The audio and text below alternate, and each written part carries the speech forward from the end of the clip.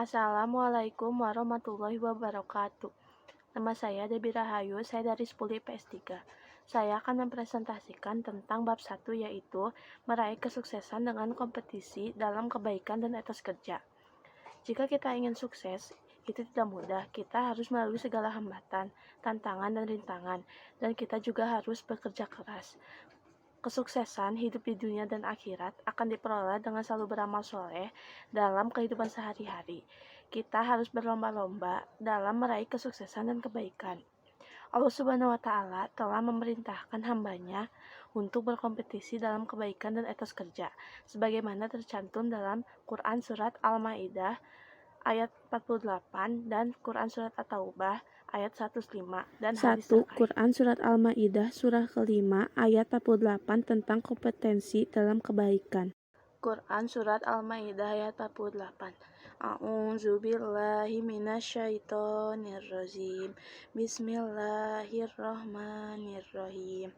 Wa anzalna ilaika kitaba bil haqqi musaddiqal lima baina yadaihi minal kitabi wa muhammina alaihi fahkum bainahu bima anzalallahu wa la tattabi ahum amma za'aka minal hakim. Likulli ja'alna minkum atau wa min hazan. Walau sya'allahu laja'alakum ummatan wahidatan walakin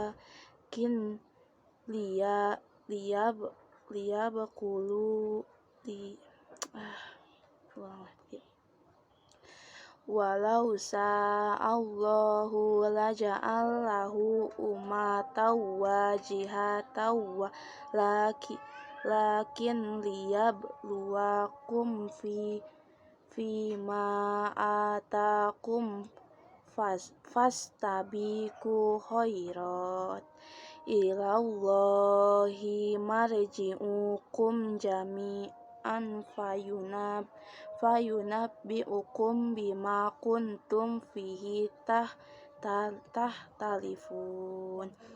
Shadaqallahul azim. Arti dari Quran Surat Al-Ma'idah ayat 48 yaitu, dan kami telah menurunkan kitab Al-Quran kepadamu Muhammad dengan membawa kebenaran yang membenarkan kitab-kitab yang diturunkan sebelumnya dan menjaganya. Maka putuskanlah perkara mereka menurut apa yang diturunkan Allah, dan janganlah engkau mengikuti keinginan mereka dengan meninggalkan kebenaran yang telah datang kepadamu. Untuk setiap umat di antara kamu kami berikan aturan dan jalan yang terang. Kalau Allah menghendaki, niscaya kamu dijadikannya satu umat saja, tetapi Allah hendak menguji kamu terhadap karunia yang telah diberikannya kepadamu. Maka berlomba-lombalah berbuat kebaikan, hanya kepada Allah kamu semua kembali, lalu diberitahukannya kepadamu terhadap apa yang dahulu kamu diperselisihkan. Quran Surat Al-Ma'idah ayat 48. Menurut tafsir Al-Misbah, Quran Surat Al-Ma'idah ayat 48 mengandung pesan-pesan mulia sebagai berikut. 1. Al-Quran diturunkan oleh Allah Subhanahu wa Ta'ala dengan hak atau kebenaran, yakni hak dalam kandungannya, cara turunnya, maupun cara mengantarkannya turun. 2. Kitab Al-Quran berfungsi membenarkan kitab-kitab sebelumnya, yakni Zabur, Taurat, dan Injil. 3. Kitab suci Al-Quran juga menjadi pengawas, pemelihara, penjaga kitab-kitab terdahulu. 4. Allah Subhanahu wa Ta'ala memerintahkan agar menjadikan Al-Quran sebagai pedoman hidup. 5. Tiap-tiap umat memiliki aturan atau syariat yang akan menuntunnya menuju kebahagiaan keabad Allah Subhanahu wa Ta'ala. 6.